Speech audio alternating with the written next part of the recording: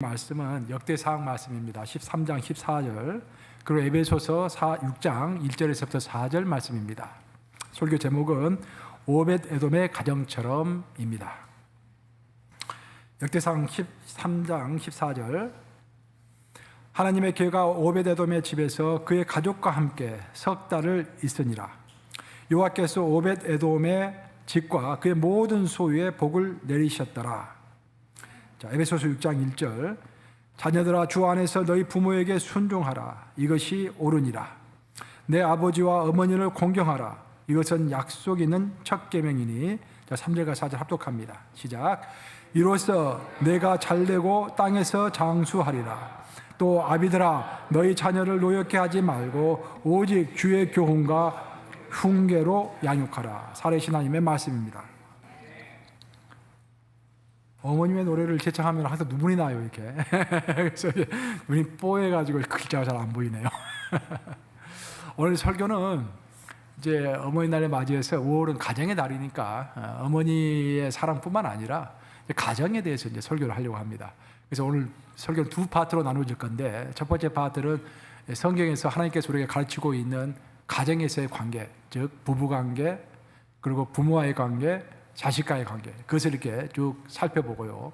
후반부로 가면은 성경에서 가장 모범적인 가정, 하나님의 축복을 가장 많이 받은 가정 중에 하나인 오벳 에돔의 가정을 들어가지고 21세기를 살아가는 우리들이 어떻게 가정생활을 해야 할 것인지 함께 살펴보고자 하는 것입니다.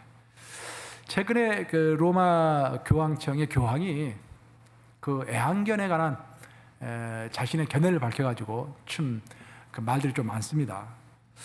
이 반려견이죠. 반려견에 대해서 이제 자신의 생각을 밝힌 것이죠. 한 번은 한 여인이 한 2주 전에 교황을 아뢰를 했습니다. 교황을 만났다 이 말이죠.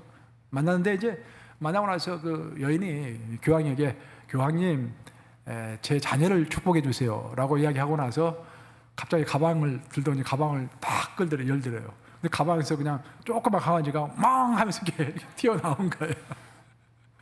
그것을 보고서 교황이 그렇게 이야기를 했습니다. 나는 참지 못하고 그 여성을 나무랐다. 얼마나 많은 어린이들이 굶주리고 있는데 내게 개를 데려와서 축복해달라는 것인가. 그렇게 이제 교황이 직접 이야기를 했어요.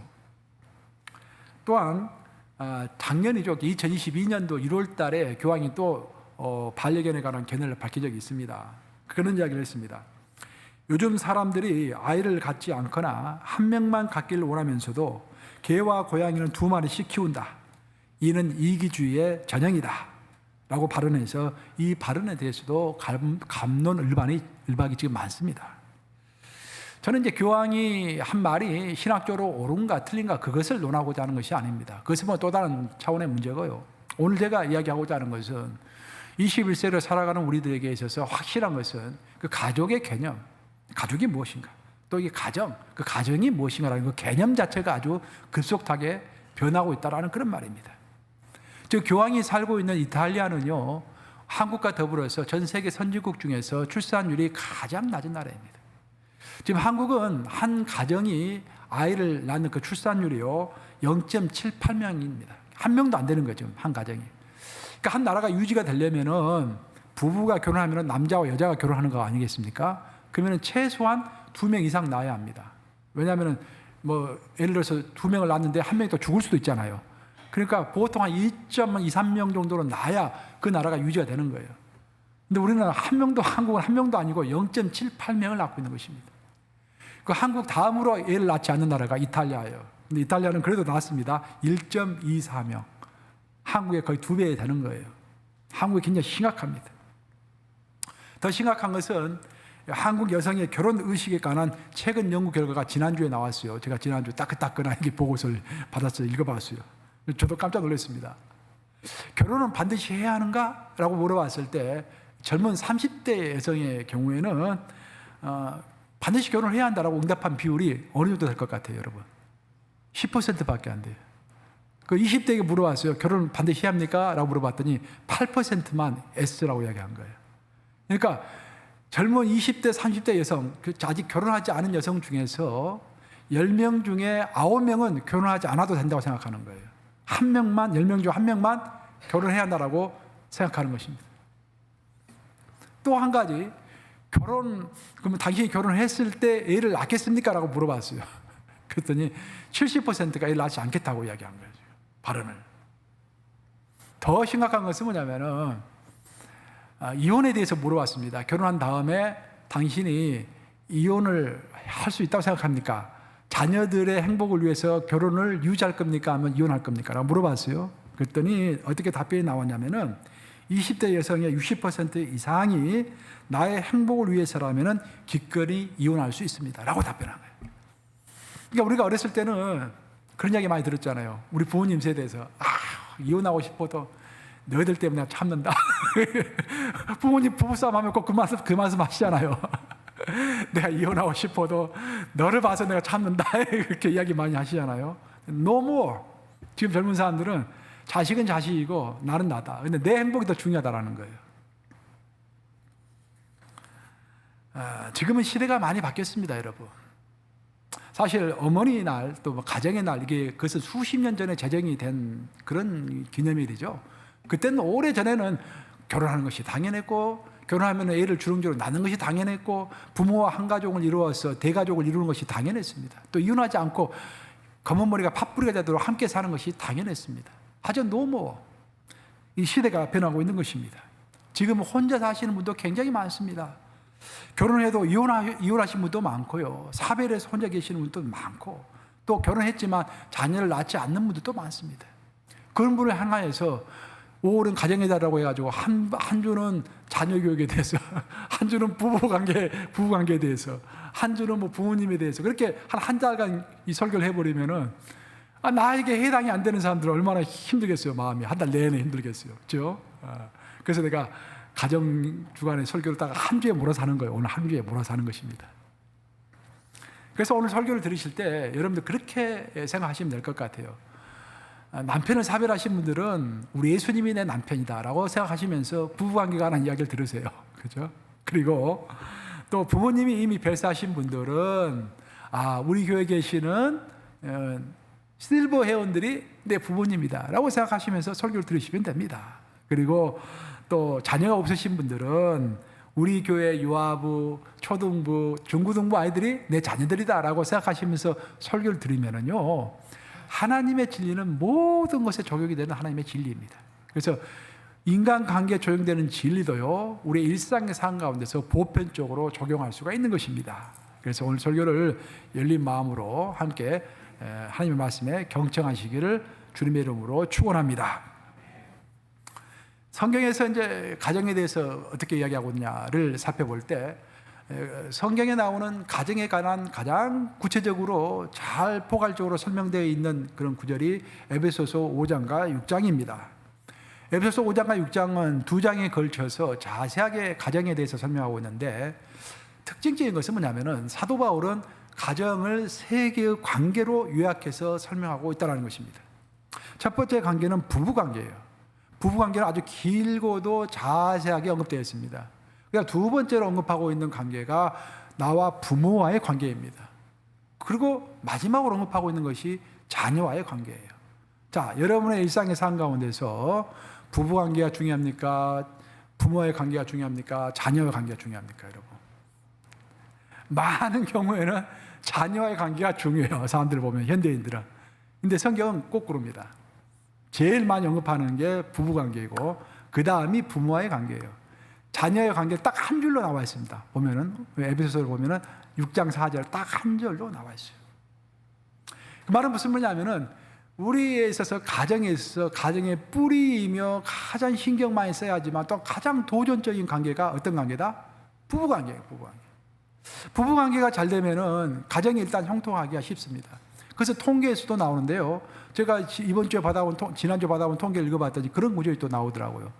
물어봤어요. 당신이 결혼을 하고자 하는 또 사람들, 또 결혼하지 않고자 하는 사람들, 무엇이 당신에게 그런 생각을 하도록 동기부여를 했습니까? 라고 물어본 거야. 그때 많은 답변이 어떻게 나왔냐면은, 내가 청년의 시절 때 우리 부모님을 보니까 참 결혼 생활이 행복하더라. 그래서 나도 우리 부모님처럼 행복하게 살고 싶어서 결혼하고 싶다라고 이렇게 이야기하는 사람들이 많다라는 거예요. 정반대로, 내가 어렸을 때 보니까 부모는 날마다 싸우기만 하더라.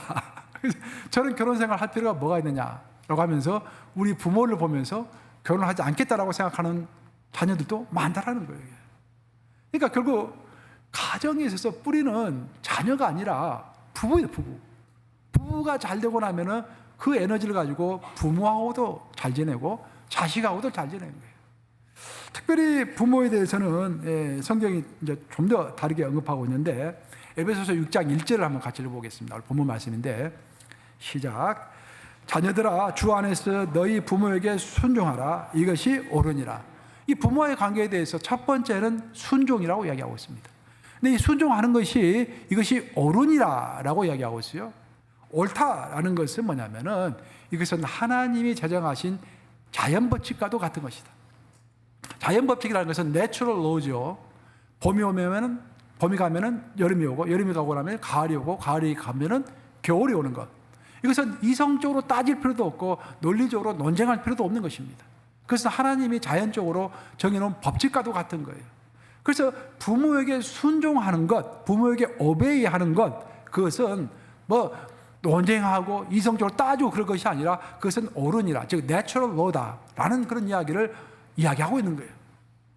그러나서 사도 바울은 부모에게 순종하는 것은 내추럴 로다, 자연법칙이다라고 이야기하고 나서 그 다음 2절로 넘어가면서 또 다른 차원의 부모의 관계를 이야기하고 있는데 2절과 3절 한번 같이 읽어보겠습니다. 시작. 내 아버지와 어머니를 공경하라. 이것은 약속이 있는 첫 계명이니 이로써 내가 잘되고 땅에서 장수하리라. 1절에서는 부모에게 순종하라고 이야기했는데 2절에서는 부모를 어떻게 하라? 공경하라, 안어하라, 존중해라, 리스펙트해라, 그런 말이에요. 근데 이것은 내추럴 로가 아니라 뭐다? 계명이다, 계명. 계명 무슨 누구로부터 오는 것입니까? 하나님으로부터 오는 거예요. 그러니까 이것은 신의 계명이다라는 거예요. 신의 법칙이다라는 것입니다. 아버지께, 부모님께 순종하는 것은 자연 법칙이지만 부모님을 공경하는 것은 신의 법칙이다라는 거예요. 그럼 여러분, 자연 법칙이 더 큽니까? 아니면은 신의 법칙이 더 큽니까? 신의 법칙이 더 크죠. 신의 법칙 안에 자연 법칙이 들어오는 것이죠. 그러면은 순종하는 것과 공경하는 것이 어떻게 다른가? 순종은 겉에 행위로 드러나는 것입니다. 여러분 직장 생활할 때 직장 상사가 항상 마음에 드는 거 아니죠? 그렇지만 속으로 불을 끓고 막 죽일 놈 살릴 놈 속으로 하면서도 겉으로는 예 알았습니다 하는 것이 순종인 거예요. 물론 순종을 성경에서 말하는 순종은 좀 달라요. 성경에서 말하는 순종이라는 것은 마음과 겉과 속이 합일지대해서 순종하는 것을 순종이라고 하는데 우리가 세상으로 봤을 때는 겉으로 마음으로는 어떻게 생각할 망정 겉으로 복종하는 것이 보통 우리는 순종이라고 얘기하는 거예요. 근데 하나님께서 제정하신 부모를 공경하라 라는 것은 속 내면을 집중적으로 조명하는 것입니다. 우리가 속 내면으로부터 진실되게 부모를 리스펙트 하면서 순종해야 한다는 거예요. 그렇게 했을 때 하나님께서 우리에게 한 가지 보너스를 주시는데 아까 우리가 3절에서 본 것처럼 너희가 부모를 진짜로 겉으로 순종할 뿐만 아니라 마음으로부터 리스펙트해서 부모를 순종하려고 하면은 그때 너희의 모든 하는 일이 잘 되고 너가 장수하리라.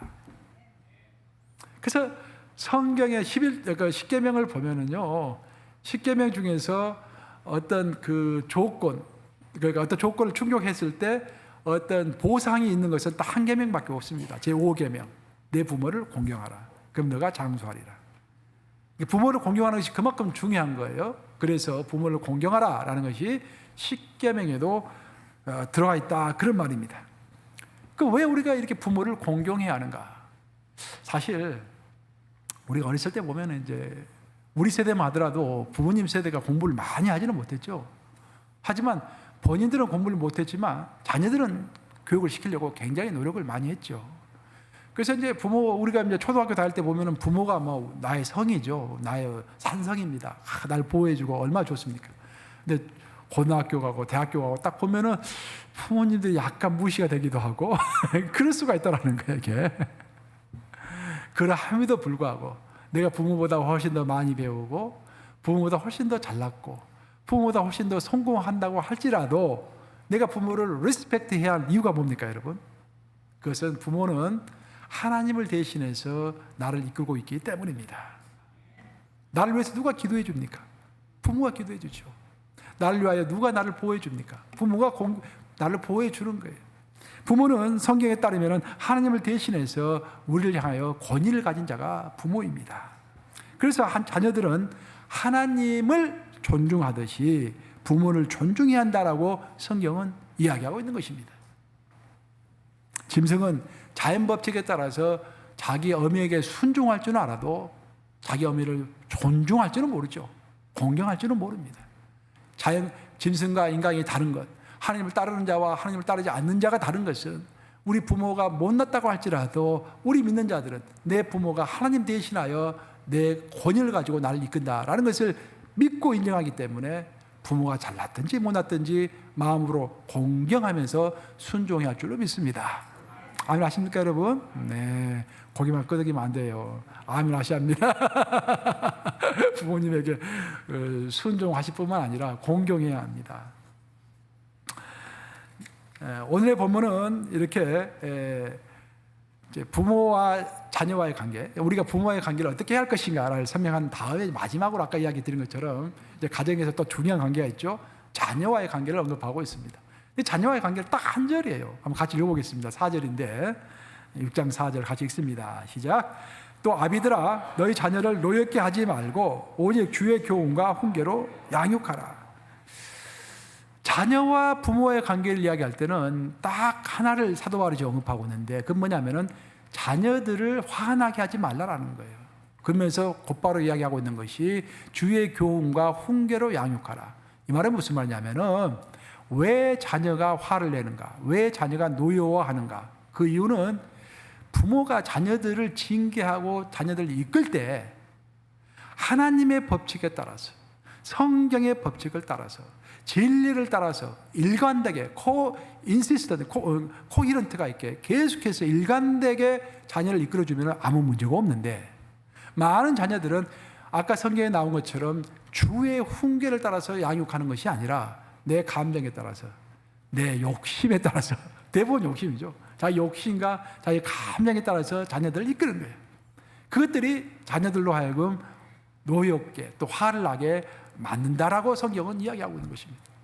참 저도 제 인생을 돌아보면은 참 반성할 게 많은 것 같아요. 진짜 우리 모두가 다 그럴 거라 생각하는데 1977년도에 유명한 사건이 미국에서 하나 있었죠. 살인 사건입니다. 살인 사건이 일어나가지고 게리 길모어라는 사람이 사형 집행을 당했죠. 사형을 언도받았습니다.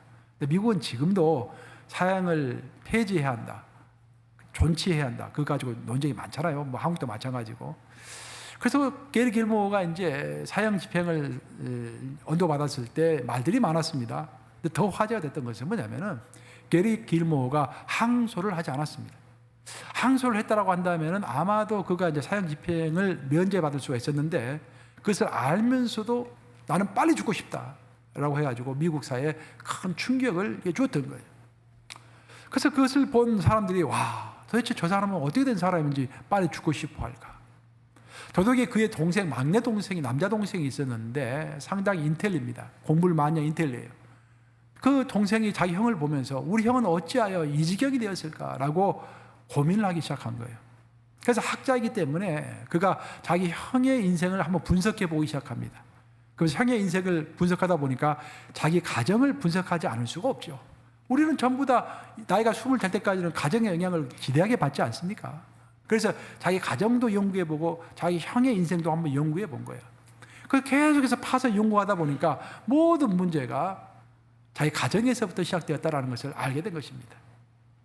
게리 길모어의 아버지는 알코올 중독이었습니다. 알코올 중독이었을 뿐만 아니라 성격이 굉장히 급했어요. 급하고 굉장히 변덕이 심했습니다. 급한 사람이 또 변덕이 심하죠. 뭐 하루 팍 냈다가도 금방 또 사과하기도 하고 막 그렇죠. 이게 조음을 좀 못 잡죠. 근데 게리 길모어의 아버지가 그런 사람이었어요. 좋을 때는 한없이 좋은데 화가 나면 그냥 술 마시고 허리띠를 풀어가지고 아이들 다 때리고 어떤 일관성이 없는 것입니다. 거기에서 그 아이들이 게리 길모어가 환멸을 느끼면서 가장 그 아이가 자라면서 게리 길모어가 자라면서 아버지에게 항변했던 게 뭐냐면은 아버지는 왜 아무런 기준이 없이 일관된 기준이 없이 자신의 감정에 따라서 나를 처벌하느냐라는 것이 큰 이슈였던 것입니다. 오늘날 크리스찬 가정에서도요, 성경적 기준이 없이 자신의 감정에 따라서, 특히 자신의 욕심에 따라서 아이들을 대한다면은 이런 부모는 본문 말씀대로 자녀를 노엽게 할 뿐입니다. 그래서 본문은 자녀 교육에 관해서 많고 많은 것이 있을 수 있지만 사도 바울은 딱 하나로만 요약해서 이야기하고 있는 거예요. 너가 자녀를 잘 키우고 싶으냐? 그러면 너가 자녀를 평가하고 징벌하는데 일관된 기준을 가져라. 그 기준은 너의 욕심도 아니고 너의 감정도 아니고 오직 변함이 없으신 하나님의 말씀만 가지고 어제나 오늘이나 내일이나 변함없이 똑같은 기준을 가지고 아이를 대해라. 그러면 너희 가정에 화평이 올 것이다. 아멘 하십니까 여러분? 아멘. 얼마나 중요한 말입니까? 자녀 교육에 대해서는 그것만 기억하면 되는 거예요. 근데 여기서 우리가 유추해 볼 수 있는 것은 자녀를 내 감정이나 내 욕심대로 내 지식으로 양육하는 것이 아니라 성경 말씀대로 지도하려면은 내가 성경을 알아야 할 거 아니에요. 문제 내가 성경을 모르기 때문에 내 욕심껏 애를 인도하고 내 판단으로 내 지혜로 인도하는 거예요. 그래서 엉망이 되는 것입니다. 엉망진창이 되는 거예요, 이게. 그래서 우리가 그래서 성경을 알아야 할 줄로 믿습니다. 이렇게 바울 사도께서 가정에 대해서 큰 세 가지 관계, 부부 관계, 하나님과의 관계, 자녀의 관계, 이 세 가지를 언급하고 나서 이제 우리가 다 배웠는데 오늘은 이제 부부 관계에 대해서 내가 말을 많이 안 했어요. 오늘 본문에 따라서 부모와의 관계와 자녀와의 관계에 대해서만 이야기했습니다. 그러면 결론적으로 이제 우리가 이 말씀을 적용을 해야 할 텐데 적용을 하려고 성경 전체를 쭉 봤어요, 제가. 성경 전체에서 하나님이 축복하신 가정이 어떤 가정일까? 뭐 아브라함 가정도 축복하시고 많이 축복하셨죠, 여러 가지 하나님께서. 근데 특이하게 우리 눈에 들어오는 가정이 한 가정이 있어요. 그게 오벳 에돔의 가정이다라는 거예요. 오벳 에돔 가정에서 우리 배울 점이 참 많습니다. 그래서 오늘 그래서 중요한 것만 여러분들과 이렇게 함께 하나님의 말씀을 대언해서 나누고 싶은 것입니다. 먼저 역대상 13장 14절 오늘 본문 말씀인데 이렇게 되어 있습니다. 한번 같이 읽어보겠습니다. 역대상 13장 14절 한번 띄워주시기 바랍니다. 역대상 13장 14절. 자, 오늘 본문 말씀인데 같이 한번 읽어보겠습니다. 시작. 하나님의 괴가 오벳 에돔의 집에서 그의 가족과 함께 석 달을 있으니라. 여호와께서 오벳 에돔의 집과 그의 모든 소유에 복을 내리셨더라 라고 되어 있습니다. 자, 오벳 에돔의 집에 하나님의 언약궤가 있게 되었다라는 거예요. 그런데 그 언약궤가 있었는데 중요한 것은 그 언약궤가 집으로 들어갔을 때 그 언약궤라는 것은 하나님의 임재를 상징하는 대표적인 이제 그 성물 아니겠습니까? 그 언약궤가 그 집으로 들어갔을 때 그의 가족과 함께 있었다는 말이 강조되어서 나오고 있습니다. 그러니까 하나님께서 그 가족 한 명 한 명과 친밀한 관계 가운데 있었다라는 거예요. 이것이 이제 오늘 본문을 풀어가는 핵심적인 단어라고 보시면 되겠습니다. 여러분들 언약궤가 블레셋 족속에 빼앗긴 사건 기억나십니까? 사울 왕이 전쟁을 할 때 하나님 언약궤를 앞세워가지고 전쟁을 했는데 하나님은 사울 왕이 마음에 들지 않았어요. 그래서 그 언약궤를 가지고 전쟁했음에도 불구하고 사울 왕은 언약궤를 블레셋 족속들에게 빼앗깁니다. 그렇게 빼앗겨가지고 이제 블레셋 족속들이 하나님 언약궤를 가지고 와서 기분 좋게 자신들이 섬기고 있는 다곤 신전에다가 두었는데 그 다음날 가서 봤더니 다곤 신전에 있는 자기의 신상들, 자기가 섬기는 신상들이 다 바닥으로 무너져 내려져 있는 거예요. 하나님 언약궤 때문에. 그래서 블레셋 족속들이 너무 무서워가지고 그것을 하나님 언약궤를 포기하죠. 그래서 이제 하나님의 언약궤가 아비나답의 집에 이제 있게 되는 것입니다. 그 아비나답의 집에서 70년간 있었어요, 하나님 언약궤가. 그런 사이에 이제 다윗이 왕이 되고 나서 여부스 족속이 차지하고 있었던 예루살렘을 정복하죠. 예루살렘 성은 정복하기가 굉장히 힘든 성입니다. 그 성을 다윗이 정복하고 나서 이제 거기다가 자기의 궁전을 크게 짓습니다. 궁전이 다 완성되고 났을 때 그때 다윗이 마음속으로 생각하는 거야. 나는 이렇게 좋은 궁전에 거하고 있는데 우리 하나님은 아직도 아비나답의 집에서 거하고 있지 않느냐. 이거 좀 잘못되어 있지 않느냐. 그래서 하나님의 언약궤를 내가 가져와야겠다. 예루살렘으로 가져와야겠다. 라고 마음을 먹게 되는 것입니다. 그래서 군사 3만 명을 동원해서 이제 그 하나님의 언약궤를 가져오게 했습니다. 여기서 3만이라는 숫자가 참 재밌어요. 왜냐하면 언약궤를 빼앗길 때 사울 왕이 동원해가지고 블레셋 족속과 전쟁했던 그 인원이 3만 명입니다. 그때 3만 명이 죽은 거예요. 블레셋 족속과 전쟁할 때 그 3만 명이 죽으면서 언약궤를 빼앗겼는데 다윗은 똑같은 그 죽은 숫자와 똑같은 숫자인 3만 명을 동원해가지고 하나님의 언약궤를 다시 가져오는 것입니다. 무슨 의미겠습니까? 하나님을 향한 나의 진정과 우리 민족의 진정과 우리의 소망은 끊이지 않는다. 죽더라도 다시 산 자들이 기어이 가져온다. 그런 말이죠, 이제. 그래서 3만 명 똑같은 숫자를 동원해가지고 하나님 언약궤를 가져오려고 좋은 수레를 만들었습니다. 그 수레 위에다가 아비나답 집에 있는 하나님 언약궤를 실었어요. 그리고 그 수레를 아효가 끌게 하고 그 수레 뒤에는 우사가 있게 했습니다. 근데 여러분들 잘 아시다시피 그 수레가 가다가 그 송아지들이 웅 하고 그냥 앞으로 가지 않고 그냥 포효를 하면서 그 날뛰는 거예요. 날뛰다 보니까 하나님의 언약궤가 수레에서 떨어질 지경에 있었습니다. 그래서 그 언약궤가 떨어지지 않도록 우사가 그것을 만졌죠. 만지자마자 하나님께서는 우사를 직사하게 하셨다. 즉 곧 죽게 만드셨다라고 성경은 이야기하고 있습니다. 여기서 우리가 참 여러 가지 생각이 드는 거예요. 아니, 우사는 좋은 의도로 하나님의 언약궤가 떨어지지 않도록 하기 위해서 그냥 붙잡았을 뿐인데 어찌하여 그렇게 심하게 죽게 만드시는가? 왜 그랬습니까? 그래서 하나님의 법칙이었기 때문입니다. 하나님의 언약궤는 반드시 레위 족속의 어깨를 통해서 날라야 했지, 사람의 손이 닿으면 그 손이 닿는 사람은 직사하게 당해 있었습니다. 하나님의 법칙인 거예요. 하나님의 법칙을 몰랐던 우사가 문제인 것이죠. 예. 그래서 우사가 죽고 나자 두려움이 쫙 퍼진 거예요. 처음에는 너무 즐겁게 3만 명이 풍악을 울리면서 하나님의 언약궤를 이렇게 갖고 가다가 우사가 죽고 나니까 두려운 마음이 확 퍼지면서 이거 어떻게 하나라고 이제 사람들이 망설이기 시작한 것입니다. 그때 다윗 또 겁이 버럭 났습니다. 그래가지고 일단 스탑 시키고 나서 하나님의 음성을 듣습니다. 하나님의 음성을 들어보니까 레위 족속이 살고 있는 집에다가 이 언약궤를 갖다 놓는 것이 하나님의 뜻이다라는 것이 분별이 됩니다. 그래서 다윗은 이 근방이 살고 있는 레위 족속이 누군가를 소문한 다음에 하나님의 인도를 받아서 오벳 에돔의 집에다가 하나님의 언약궤를 갖다 놓게 되는 것입니다. 여기서 오벳 에돔이라는 이름이 나오는 거예요. 근데 오늘 본문 아까 우리가 살펴보았듯이 오벳 에돔의 집에서는 몇 달간 있었습니까? 그 언약궤가 3달간 있었어요. 근데 성경을 보면은 3달이라는 숫자가 종종 나옵니다, 여러분들.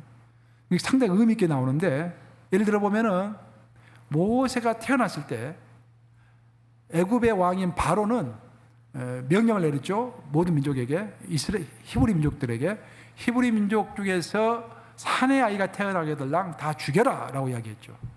그때 모세의 부모 요게벳과 아므랍은 그 황제의 명령을 거부했죠.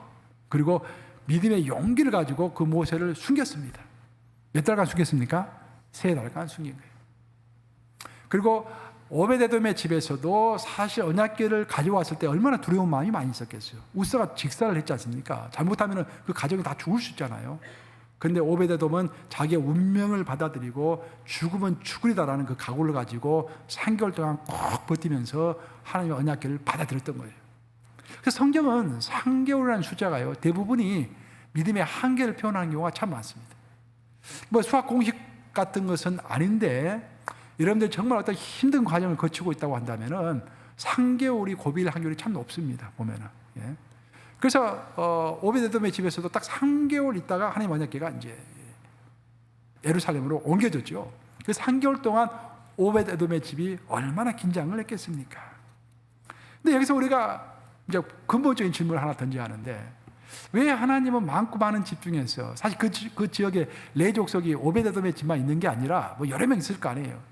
근데 그 많고 많은 집 중에서 왜 오벳에돔의 가정을 지정하셨을까? 그 이유는 오벳에돔의 가정은요, 가장 기본적으로 하나님의 인재를 사모하는 가정이고 하나님의 인재를 지키고자 하는 그런 의욕이 강한 집안입니다. 우리가 성경을 계속해서 역대상 16장을 쭉 읽어보면요, 이제 결국 하나님의 언약궤가 오베데돔의 집에서 예루살렘으로 옮겨갈 때, 그때 오베데돔은 결단을 하고 온 가정이 언약궤를 따라서 예루살렘으로 이사를 합니다. 그리고 자원해서 자기들이 성전의 문지기가 되는 거예요. 성전의 문지기는 하는 일이 뭡니까? 거룩하지 못한 것들이 거룩한 성전 안으로 들어오는 것을 막는 것이 문지기의 역할이죠. 막는 거. 가장 기본적으로 오베데돔의 가정은 하나님의 거룩한 임재를 지키고자 하는 마음이 강했던 그런 집안입니다. 그런 거룩한 마음이 하나님의 임재를 감당할 수 있는 마음이었습니다. 그리고 그런 하나님의 임재를 사모하고 하나님의 임재를 거룩하지 못한 것으로부터 지키고자 했던 그 마음이 그 가정으로 하여금 큰 복을 받게 했던 것입니다. 우리가 성경을 읽어보면은 또 한 가지 마음속에 깊이 생각이 되는 게 뭐냐면은, 하나님의 언약궤가 오베데돔의 집으로 가기 전에 하나님의 언약궤가 있었던 것은 아비나답의 집이었습니다. 아비나답의 집에서는 하나님의 언약궤가 70년간 있었어요. 70년간. 굉장히 오래 있었죠. 그리고 오베데돔의 집에서는 하나님의 언약궤가 3개월밖에 없었습니다. 근데 성경을 읽어보면은 아비나답의 집에서 하나님의 언약궤가 70년간 있었을 때 하나님께서 아비나답의 집을 축복하셨다라는 구절이 한 군데도 없습니다. 오히려 아비나답의 아들이 우사가 직사를 해버렸죠. 예. 물론 이제 그 성경의 계명을 따르지 않았기 때문에 그런 일이 벌어졌지만, 그 왜 이런 차이가 벌어졌을까? 왜 아비나답은 사실 70년을 하나님 언약궤를 지키고 있었고, 오베데돔은 불과 3개월만 하나님 언약궤를 지키고 있었는데, 그 숫자로 따져보면 거의 280배 차이가 나죠. 신앙생활로 따지고 보면은 70년 신앙생활 한 사람보다도 3개월 신앙생활 한 사람이 하나님의 복을 더 많이 받은 거예요. 이게 굉장한 거 아닙니까, 여러분? 그 왜 이런 차이가 벌어졌을까? 이게 중요한 겁니다. 그 원인을 우리 성경에서 이제 차지하니까 성경을 읽어보면은 이렇게 되어 있어요. 아비나답의 집에 하나님의 언약궤가 갔을 때 하나님의 아비나답의 집이 하나님의 언약궤를 지켰다라고 표현되어 있습니다. 그러면은 사무엘상 7장 1절에 나왔는데 하나님의 언약궤를 지켰다라고 나와 있어요. 반면에 하나님의 언약궤가 오베데돔의 집에 갔을 때는 우리가 방금 아까 같이 성경 구절 읽었지 않습니까? 13장 14절 읽어보면은 그 하나님의 언약궤가 가족과 함께 있었다라고 되어 있습니다. 큰 차이가 있어요. 오베데돔 아비나답의 집안은 하나님의 언약궤를 지켰습니다. 하나님의 언약궤를 지켰다라는 것은 의무감이 많이 강조되는 것이죠. 의무가 많이 강조되는 거예요. 반면에 하나님의 언약궤가 그 가정과 그 가족 한 명 한 명과 함께 있었다라는 것은 하나님의 친밀감을 드러내는 그런 말입니다. 우리가 신앙생활 할 때 의무감도 굉장히 중요합니다. 신앙생활 처음 출발할 때는 의무감으로 출발해야 돼요, 사실은. 주일 성수하는 것, 헌금하는 것, 봉사하는 것, 전도하는 것 다 의무로부터 시작해야 합니다. 그런데 신앙생활이 10년, 20년 갔음에도 불구하고 계속 의무감으로만 신앙생활을 하면은요, 그 신앙이 드라이해져요. 신앙이 즐겁고 신앙이 이렇게 기쁨이 넘치고 하려면은 하나님과의 친밀함이 있어야 하는 거예요. 친밀함이. 근데 보면은 아비나답의 집은 성경의 설명에 따르면은 의무감으로 하나님의 언약궤를 지켰지만 하나님과의 친밀감이 없었어요. 70년이 지나는 동안에도. 반면에 오베데돔의 집은 불과 3개월만 그 집에 하나님이 임재하셨을지라도 하나님과의 친밀한 교제가 있었다, 그런 말입니다. 바로 그 차이가 두 가정의 큰 결론적인 차이를 불러일으킨 것입니다. 결국 하나님의 임재를 사모하는 가정이 축복을 받을 줄로 믿습니다. 그러니까 하나님의 가정, 우리 가정이 하나님의 임재를 사모할 뿐만 아니라 하나님의 임재를 지키는 것이 필요해요. 부부간에 대화할 때도 여러분 함부로 대화하지 마시기 바랍니다. 저도 마찬가지죠. 대화할 때 하나님이 듣고 계신다, 의식하면서 우리가 대화를 해야 돼요. 그렇죠? 아무리 부부간이라 할지라도 하나님이 바로 옆에 계시는데 너무 이게 상스러운 이야기, 너무 이렇게 안 좋은 이야기, 그런 이렇게 너무 이렇게 음모론적인 이야기, 그런 이야기 하면 안 돼요. 아무리 부부지간이라 할지라도 자식들도 마찬가지입니다. 하나님의 임재가 내 가정 속에 있는 거예요, 지금. 그렇죠? 아비나답은 그런 것들에 관한 이야기가 나오지 않는 반면에 오베데돔의 가정은 하나님이 친밀하게 하셨다. 즉 그들이 하나님의 임재를 느꼈을 뿐만 아니라 하나님의 임재를 거룩하지 못한 것으로부터 지킨 거예요. 지킨 거예요. 그러니 그것에 근거해서 그 가정은 복의 복을 더해갔던 것입니다. 사랑하는 여러분, 결론을 말하면은 성경이 말하는 가정은 부부관계, 부모와의 관계, 자녀의 관계, 이 세 가지의 관계를 이야기하고 있지만 거기에 한 가지의 관계가 더 들어가야 합니다. 뭘까요? 어떤 관계? 하나님과의 관계. 할렐루야. 정확히 말씀하셨습니다. 우리 가정은요, 부부관계도 중요하고 부모와의 관계도 중요하고 자녀와의 관계도 중요하지만 사실 성경은 창세부터 요한계시록까지 우리와 하나님과의 관계를 이야기하고 있는 거예요. 그러니까 하나님과의 관계가 잘 돼 있을 때 그 위에서 우리의 가정에서 벌어지고 있는 부부관계, 부모관계, 자녀관계가 다 형통할 줄로 믿습니다. 그 말씀 기억하시면서 하나님과의 관계가 내 가정의 형통함을 좌우한다. 그래서 하나님의 임재를 지키고 거룩한 것으로부터 하나님의 임재를 보존하는 것, 그런 가정이 되셔서 많은 복을 누리시기를 우리 주님의 이름으로 축원합니다. 기도하셨습니다. 부모, 어머니,